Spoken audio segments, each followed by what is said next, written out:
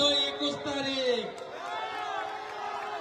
আপনি তো পোলিং এজেন্টই পেতেন না।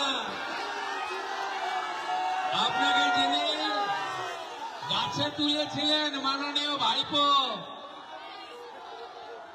তোমার দেখা নাই রে, তোমার দেখা নাই রে,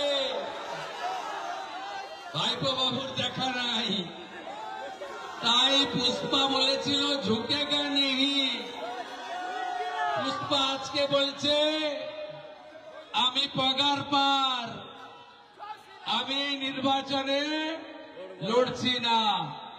আপনাদের শুধু বলবো এটা তৃণমূলের কৌশল, যাতে আপনারা ভাবেন যে জিতে তো গেছি, আমি ভোটটা না দিলেও চলবে। 10 বছর পরে ভোট দেওয়ার স্বাদ পেয়েছেন।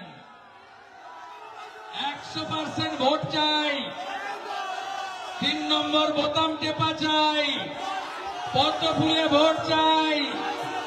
মুখ্যমন্ত্রী আসবে 24-এর পরে, সেচ চালু করবে, হাতে কাজ দেবে, পেটে ভাত দেবে, মাথায় ছাদ দেবে।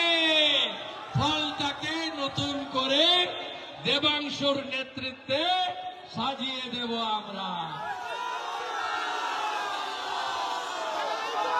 সবাই ভোট দিতে যাবেন, উৎসবের মতো ভোট দেবেন।